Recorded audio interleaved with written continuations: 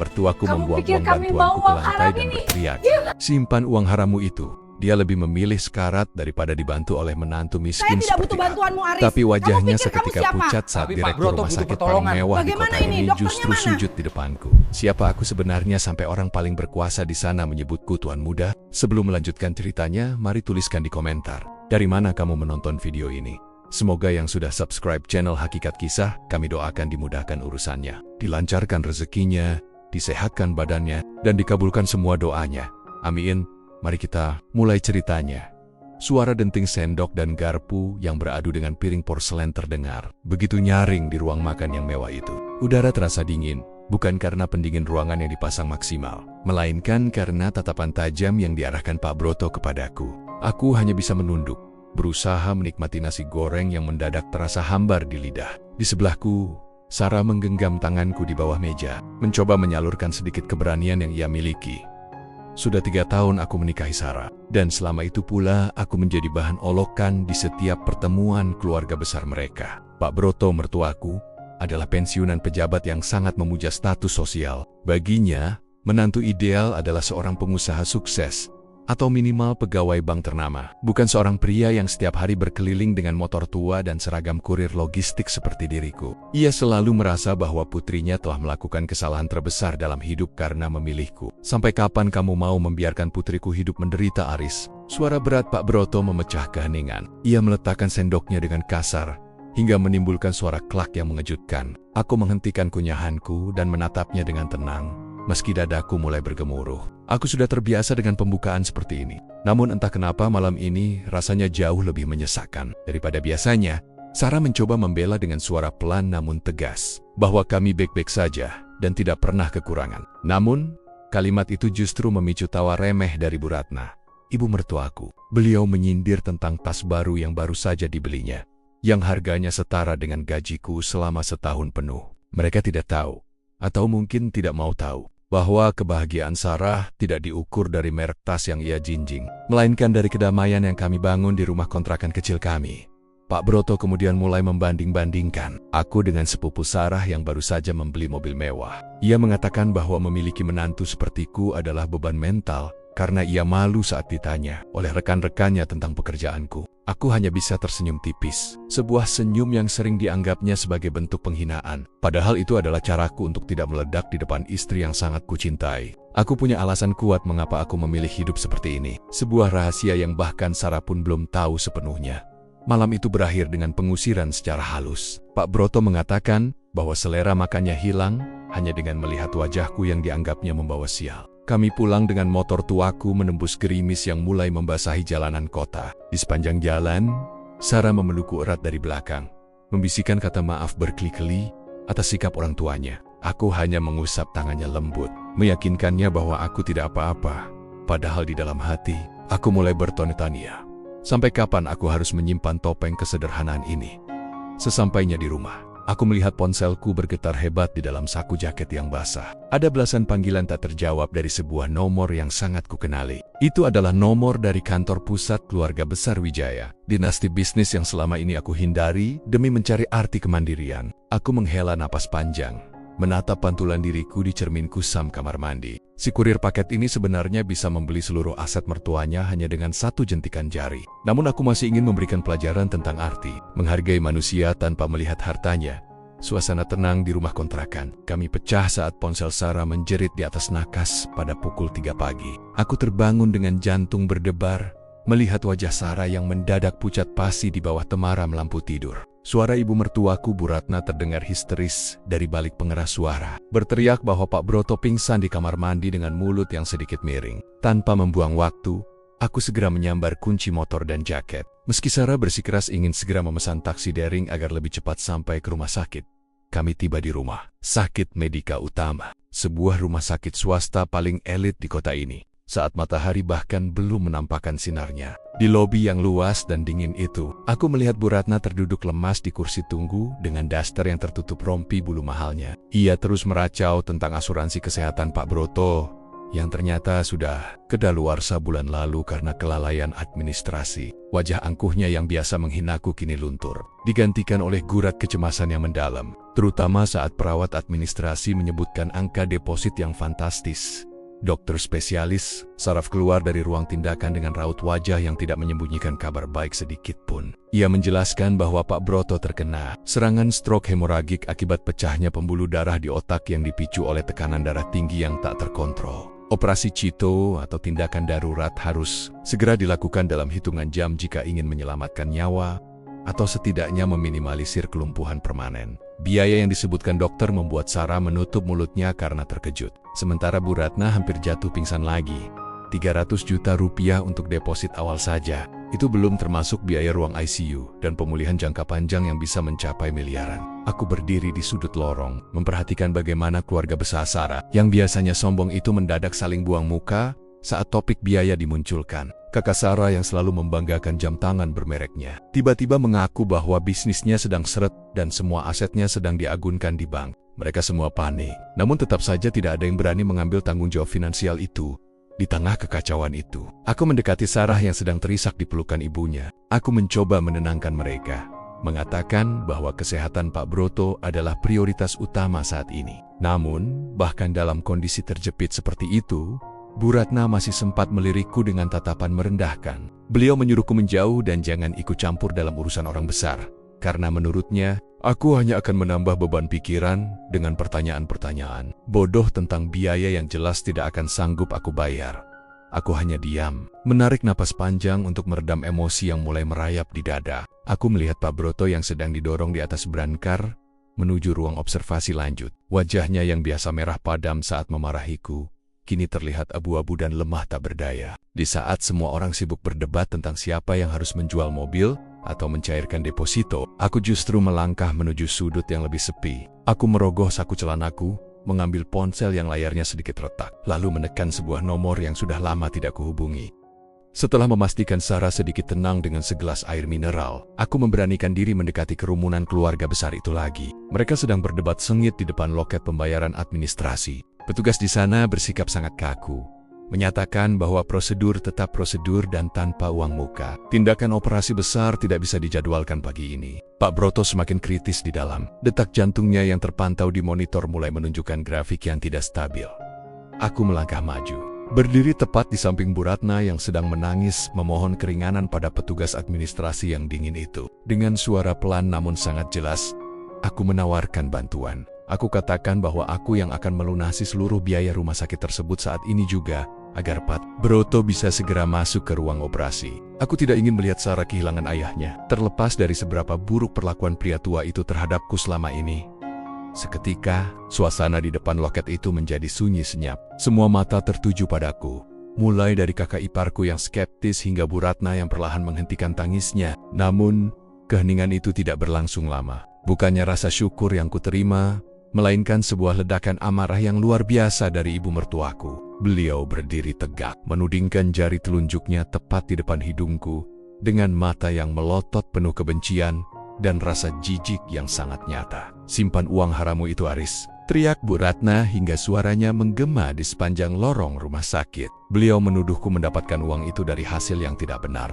Entah itu mencuri, menipu, atau bahkan melakukan pesugihan karena ia tahu persis gaji seorang kurir tidak akan mungkin punya uang ratusan juta di tabungannya. Ia lebih memilih melihat suaminya sekarat daripada harus diselamatkan oleh uang yang ia sebut sebagai uang sampah dari menantu yang tidak berguna. Sepertiku, kakak iparku ikut memanaskan suasana dengan menyebut bahwa mungkin saja aku sudah lama merencanakan hal ini untuk menjatuhkan harga diri keluarga mereka di saat mereka sedang lemah. Mereka mencaci makiku habis-habisan di depan umum, membuat beberapa pengunjung rumah sakit menoleh dengan tatapan penuh tanya. Sarah mencoba membelaku, mengatakan bahwa mungkin aku punya tabungan rahasia, namun suaranya tenggelam oleh makian ibunya yang semakin mania di JD dan tidak terkendali.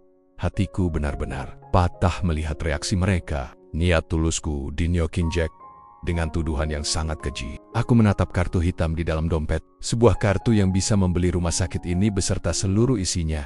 Namun aku urung mengeluarkannya. Jika mereka menginginkan sebuah drama tentang kasta dan harga diri, maka aku akan memberikannya dengan cara yang paling telak. Aku berbalik badan, meninggalkan mereka yang masih sibuk memaki, menuju ke arah kantor manajemen di lantai paling atas. Sambil berjalan di lorong, aku berpapasan dengan beberapa dokter senior yang tampak terburu-buru. Salah satu dari mereka sempat menoleh padaku dengan ekspresi bingung, seolah mengenali wajahku dari foto-foto yang dipajang di ruang rapat direksi. Aku tidak peduli lagi dengan penyamaran yang kubangun selama 3 tahun ini. Jika dengan menjadi orang biasa, aku hanya dihina dan dituduh sebagai pencuri saat ingin menolong, maka mungkin sudah saatnya aku kembali menjadi diri yang sebenarnya. Aku Milangka, menjauh dari kerumunan keluarga yang masih sibuk saling menyalahkan di depan loket administrasi. Suara teriakan Bu Ratna yang menyebut uangku haram masih terngiang, menciptakan denging panas di telingaku. Aku berjalan menuju balkon sepi. Di ujung lorong lantai 3, tempat angin malam yang menusuk tulang menyambutku. Aku mengeluarkan ponsel. Jemariku bergerak cepat menekan nomor yang selama 3 tahun ini hanya tersimpan di daftar kontak darurat tanpa pernah kusentuh sama sekali. Hanya dalam 2 kali nada sambung, suara berat dan sangat formal menjawab di seberang sana. Itu adalah suara Pak Baskoro, asisten kepercayaan ayahku yang sudah mengabdi selama puluhan tahun. Ia terdengar sangat terkejut, hampir tidak percaya bahwa pewaris tunggal kerajaan bisnis Wijaya Medika akhirnya menelepon setelah memutuskan untuk hidup mandiri sebagai kurir biasa. Aku bisa merasakan nada haru sekaligus hormat dalam suaranya saat ia menyapaku dengan sebutan Tuan Muda Aris yang sudah lama tidak kudengar. Aku mematong basi-basi Nia dengan cepat karena waktu adalah hal yang paling mewah bagi Pak Broto saat ini. Aku menjelaskan bahwa aku sedang berada di Rumah Sakit Medika Utama Cabang Pusat dan ada seorang pasien atas nama Broto Kusumo yang membutuhkan tindakan operasi saraf segera. Aku memerintahkan Pak Baskoro untuk memastikan seluruh fasilitas terbaik dikerahkan tanpa hambatan administrasi sedikitpun. Aku juga memintanya untuk menghubungi Direktur Utama rumah sakit ini agar segera menemuiku di bangsal kelas 3 tempat mertuaku dipindahkan sementara. Pak Baskoro terdiam sejenak. Mungkin ia bingung mengapa seorang pemilik rumah sakit harus berada di bangsal kelas 3 yang pengap dan berisik itu. Namun, ia adalah profesional sejati yang tidak banyak bertanya pada perintah atasannya. Ia menjanjikan bahwa dalam 10 menit, segala urusan birokrasi akan beres dan seluruh tim dokter terbaik akan dikerahkan. Aku menutup telepon dengan perasaan yang berkecamuk. Antara lega karena nyawa mertuaku akan tertolong dan muak karena harus mengungkap jati diri dalam situasi yang sehina ini. Sambil bersandar di pagar balkon, aku menatap lampu-lampu kota yang berkelap-kelip di kejauhan. Penyamaranku sebagai kurir sebenarnya bukan sekadar pelarian, melainkan janji pada diriku sendiri untuk menemukan cinta yang tulus tanpa embel-embel harta. Aku menemukannya pada Sarah, namun aku tidak menyangka bahwa keluarganya akan menjadi tembok yang begitu keras dan berkarat. Aku menarik napas panjang, merapikan jaket kurirku yang mulai lembab, lalu melangkah kembali ke dalam dengan tatapan mata yang kini jauh lebih tajam dan dingin. Saat aku kembali ke ruang tunggu, suasana masih sama kacaunya dengan saat aku pergi tadi. Kakak iparku tampak sedang menelepon rekan bisnisnya dengan suara memelas, mencoba meminjam uang dengan jaminan sertifikat rumah yang ternyata masih dalam sengketa. Bu Ratna hanya bisa meratap di samping berangkar Pak Broto yang kini mulai dipasangi alat bantu pernapasan tambahan. Mereka tidak tahu bahwa di balik layar, mesin-mesin besar kekuasaan mulai bergerak hanya karena satu percakapan singkat yang baru saja kulakukan di balkon tadi. Kepanikan mencapai puncaknya ketika seorang petugas administrasi berseragam rapi, didampingi 2 petugas keamanan, mendekati keluarga Sarah. Bu Ratna segera berdiri, mengira bahwa permohonan keringanannya dikabulkan. Namun, petugas itu justru menyerahkan selembar rincian tagihan terbaru yang nominalnya jauh lebih mengerikan dari sebelumnya. Ternyata, kondisi Pak Broto yang memburuk memerlukan penggunaan alat penunjang kehidupan yang biaya sewanya dihitung per jam dengan angka yang sangat tidak masuk akal bagi mereka saat ini. Keluarga besar itu mulai saling tunjuk dan melempar tanggung jawab dengan cara yang memuakkan untuk disaksikan. Kakak tertua Sarah mulai menghitung aset apa saja yang bisa dijual cepat. Namun ia sadar bahwa dalam waktu 2 jam, mustahil mendapatkan uang tunai sebesar itu. Mereka terjepit di antara gengsi yang setinggi langit dan realitas ekonomi yang sedang hancur. Di saat itulah, Sarah mendekatiku dengan mata sembab, memohon maaf atas perkataan ibunya, dan memintaku untuk tidak memasukkannya ke dalam hati. Aku hanya mengusap kepala Sarah dengan lembut tanpa mengucapkan sepatah kata pun. Di tengah drama keluarga itu, aku melihat seorang pria paruh-baya dengan jas putih yang sangat bersih dan rapi berjalan tergesa-gesa di koridor menuju arah kami. Ia diikuti oleh beberapa staf manajemen senior yang tampak gugup. Itu adalah Dr. Gunawan, Direktur Utama rumah sakit ini, yang wajahnya sering muncul di majalah bisnis nasional. Langkah kakinya yang mantap menciptakan keheningan mendadak di area ruang tunggu yang tadinya sangat bising itu. Bu, Ratna yang mengenali sosok Dr. Gunawan segera berusaha mencegatnya. Berharap sang direktur akan memberikan keajaiban, karena mereka merasa sebagai kalangan terpandang. Dengan suara yang dibuat semanis mungkin meski matanya masih merah. Bu Ratna mencoba menjelaskan siapa suaminya dan jasa-jasanya di pemerintahan dulu. Namun, Dr. Gunawan bahkan tidak melirik sedikit pun ke arah Bu Ratna. Ia terus berjalan dengan pandangan lurus, melewati kerumunan keluarga yang terheran-heran dengan sikap dingin sang direktur utama. Kakak iparku mencoba ikut campur dengan menyebutkan nama salah satu pemegang saham minoritas yang ia kenal, berharap bisa menarik perhatian. Namun lagi-lagi, Dr. Gunawan tetap tidak bergeming. Ia seolah sedang mencari seseorang yang jauh lebih penting daripada mereka semua. Suasana di koridor itu menjadi sangat canggung dan tegang, karena semua orang bisa merasakan aura kewibawaan yang dibawa oleh rombongan manajemen puncak itu. Mereka semua bertanya-tanya, siapa pasien yang begitu istimewa hingga direktur utama turun tangan langsung di jam segini? Langkah Dr. Gunawan melambat saat ia sampai di depan bangsal kelas 3 yang sempit itu. Ia menoleh ke kiri dan ke kanan, mencari sosok yang digambarkan oleh Pak Baskoro melalui pesan singkat tadi. Aku tetap berdiri di pojok, masih mengenakan jaket kurirku yang kusam, menyaksikan bagaimana mertuaku dan Anukainenia menatap Dr. Gunawan dengan penuh harapan palsu. Mereka benar-benar tidak menyadari bahwa orang yang mereka moki-moki sebagai pembawa uang haram adalah alasan utama mengapa orang paling berkuasa di rumah sakit ini rela berlari kecil di lorong tengah malam. Suasana di lorong bangsal kelas 3 itu mendadak sunyi senyap, seolah oksigen di sana baru saja tersedot habis. Dr. Gunawan, pria yang wajahnya sering menghiasi tajuk utama berita kesehatan nasional, berhenti tepat beberapa langkah di depan kerumunan keluarga Sarah. Bu Ratna, dengan sisa-sisa keanggunannya yang sudah berantakan, segera merangsek maju. Ia mencoba meraih lengan dokter tersebut sembari menyebutkan nama-nama pejabat yang ia kenal, berharap koneksi lamanya bisa meluluhkan prosedur rumah sakit yang kaku. Namun, Dr. Gunawan justru memberikan isyarat tangan agar Bu Ratna mundur, sebuah gerakan yang sangat sopan namun sekaligus sangat dingin. Mata tajam, Dr. Gunawan menyapu seluruh area ruang tunggu yang sempit itu. Melewati kakak iparku yang sedang memegang ponsel mahal, melewati Sarah yang masih terisak, hingga akhirnya tatapannya terkunci pada sosokku. Aku masih berdiri bersandar di pilar beton yang catnya mulai mengelupas, tetap dengan jaket kurir yang sedikit basah. Di shot itulah pemandangan yang tak akan pernah dilupakan oleh keluarga besar Sarah terjadi. Dr. Gunawan berjalan tegap ke arahku. Lalu tanpa ragu sedikit pun, ia membungkukkan badannya dengan sangat rendah di hadapanku. Tindakan itu diikuti secara serempak oleh 5 orang staf manajemen senior yang berdiri di belakangnya. Selamat pagi, Tuan Muda Aris. Mohon maaf atas kelalaian kami dalam menyambut kedatangan Anda.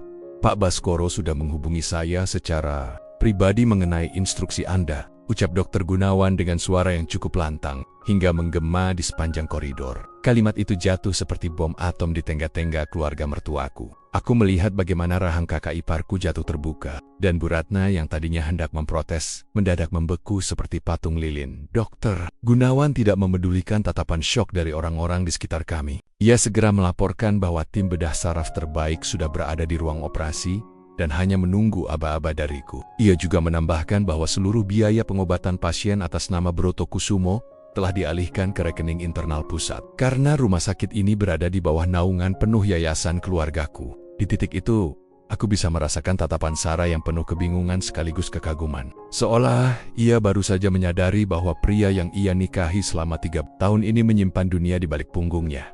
Aku hanya mengangguk kecil, memberikan izin bagi mereka untuk segera memindahkan Pak Broto ke ruang operasi VVIP tanpa membuang waktu lagi. Beberapa perawat dengan sigap mendorong brankar mertuaku keluar dari bangsal kelas 3, melewati Anukainenia yang masih terpaku tak percaya. Kakak iparku mencoba mendekat, hendak menyapa Dr. Gunawan dengan gaya akrab yang dipaksakan. Namun staf keamanan segera menghalangi langkahnya. Mereka kini dianggap sebagai orang asing di wilayah kekuasaanku sendiri. Sebuah ironi yang sangat terasa memuakan bagi mereka yang biasanya mendongak terlalu tinggi. Setelah Pak Broto masuk ke ruang operasi, aku mengajak Sarah dan keluarganya ke sebuah ruang tunggu eksklusif yang hanya bisa diakses oleh keluarga pemilik rumah sakit. Ruangan itu sangat kontras dengan bangsal kumuh tempat mereka berdebat tadi. Di sini, sofa kulit yang empuk dan harum aromaterapi menyambut kami.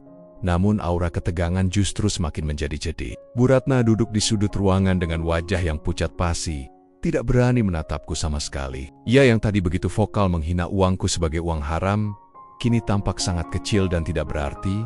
Aku berdiri di depan jendela besar yang menghadap langsung ke arah kota, membelakangi mereka semua. Aku sengaja membiarkan keheningan itu menyiksa batin mereka selama beberapa saat. Akhirnya, aku berbalik dan menatap mereka satu persatu dengan tatapan yang tenang namun menusuk. Aku menjelaskan secara singkat siapa aku sebenarnya, bahwa nama keluarga Wijaya yang terpampang di gerbang depan rumah sakit ini adalah nama belakangku yang selama ini aku sembunyikan. Aku bukan pencuri, bukan penipu, apalagi pelaku pesugihan seperti yang mereka tuduhkan dengan sangat keji. Beberapa jam yang lalu, keheningan kembali menyelimuti ruangan itu saat aku menunjukkan ponselku yang menampilkan saldo rekening pribadi dan akses penuh ke sistem manajemen rumah sakit. Kakak iparku yang tadinya begitu sombong dengan jam tangan bermereknya, kini berusaha menyembunyikan tangannya di balik punggung. Seolah merasa jam jutaan miliknya itu tidak lebih dari sekadar mainan plastik di depanku. Mereka semua menanggung malu yang luar biasa, menyadari bahwa selama bertahan-tahan mereka telah meludahi wajah orang yang sebenarnya bisa menghidupi 7 turunan keluarga mereka tanpa kesulitan sedikit pun. Sarah mendekatiku, menyentuh lenganku dengan ragu. "Kenapa kamu tidak pernah bilang, Mas?" bisiknya dengan suara bergetar. Aku menatap matanya dalam-dalam, menjelaskan bahwa aku ingin dicintai karena diriku sendiri, bukan karena deretan angka di buku tabungan. Aku ingin membuktikan bahwa harga diri seorang pria tidak terletak pada pekerjaannya, melainkan pada bagaimana ia memperlakukan orang yang ia cintai. Penjelasanku itu membuat Bu Ratna semakin menunduk dalam. Mungkin ia teringat semua makian dan perintah kasarnya padaku untuk membersihkan lantai atau mencuci mobilnya di rumah. Puncaknya adalah saat Dr. Gunawan masuk kembali untuk mengabarkan bahwa operasi berjalan sukses. Pak Broto sudah melewati masa kritisnya meski belum sadar sepenuhnya. Dokter itu kemudian bertanya di depan semua orang apakah tagihan tetap akan dibebankan ke rekening pribadi Tuan Muda atau dihapus sebagai bentuk kompensasi atas ketidaknyamanan. Tadi, aku menatap Bu Ratna yang kini gemetar. Lalu aku berkata dengan suara yang sangat dingin bahwa biaya itu akan tetap diproses secara profesional agar tidak ada yang bisa menyebutnya sebagai uang haram lagi. Kata-kataku itu terasa seperti tamparan fisik yang membuat mertuaku itu nyaris terjatuh dari kursinya karena rasa malu yang teramat. Sangat. Pagi menyapa dengan cahaya keemasan yang menembus jendela kaca ruang VVIP tempat Pak Broto akhirnya siuman. Ruangan itu luas, dengan fasilitas setara hotel bintang 5. Sangat kontras dengan lorong sempit tempat ia hampir menghembuskan napas terakhirnya kemarin. Saat matanya perlahan terbuka, hal pertama yang ia lihat bukanlah kemewahan itu, melainkan sosokku yang duduk tenang di kursi samping tempat tidurnya, masih mengenakan jaket kurir yang sama. Di belakangku, Bu Ratna dan kakak ipar Sarah berdiri mematung dengan kepala tertundung. Tak berani mengeluarkan suara sedikit pun sejak kejadian di ruang manajemen semalam. Pak Broto mencoba menggerakkan bibirnya yang masih sedikit kaku. Suaranya terdengar parau saat ia bertanya tentang biaya dan bagaimana ia bisa berada di ruangan semewah ini. Bu Ratna melangkah maju dengan ragu. Air matanya menetes bukan karena haru, melainkan karena beban malu yang tak tertahankan. Dengan suara bergetar, ia menjelaskan bahwa menantu yang selama ini mereka injak-injak, pria yang ia tuduh memiliki uang haram, sebenarnya adalah pemilik tunggal dari rumah sakit ini. Pak Broto terdiam seketika. Matanya membelalak menatap langit-langit ruangan, seolah sedang berusaha mencerna kenyataan yang menghancurkan seluruh egonya. Aku bangkit dari dudukku, mendekati ranjangnya tanpa ada rasa dendam yang meledak-ledak. Aku hanya meletakkan sebuah map berisi rincian biaya pengobatan yang telah lunas, lengkap dengan stempel resmi Yayasan Wijaya. Aku katakan padanya bahwa nyawanya jauh lebih berharga daripada semua perdebatan tentang kasta yang selama ini ia agungkan. Namun, aku juga menegaskan bahwa mulai hari ini, tidak akan ada lagi hinaan yang boleh keluar dari mulutnya terhadap pekerjaan apapun. Karena di balik seragam kurir yang ia benci, ada kekuatan yang bisa meruntuhkan kesombongannya dalam sekejap. Pak Broto memalingkan wajahnya ke arah jendela. Bahunya terguncang hebat karena tangisan tanpa suara. Ia yang biasanya begitu vokal dan penuh perintah, kini tampak begitu kecil di balik selimut putih rumah sakit. Kakak ipar Sarah mencoba mendekatiku, hendak menggumamkan kata maaf, dan mungkin berharap bisa mendapatkan sedikit keuntungan dari status baruku. Namun aku hanya mengangkat tangan sebagai isyarat agar ia tetap di tempatnya. Aku tidak butuh permohonan maaf yang lahir dari rasa takut atau pamrih. Aku hanya butuh mereka sadar bahwa menghargai manusia adalah kewajiban, bukan pilihan berdasarkan kekayaan. Sarah masuk ke ruangan membawa sarapan. Ia tersenyum tipis padaku. Sebuah senyum penuh pengertian yang menunjukkan bahwa rahasia besar ini tidak akan mengubah apapun di antara kami. Aku mengecup keningnya, lalu berpamitan untuk pergi karena ada beberapa berkas yang harus kutandatangani di kantor pusat sebelum kembali bekerja sebagai kurir. Ya, aku memutuskan untuk tetap menjalankan pekerjaanku seperti biasa.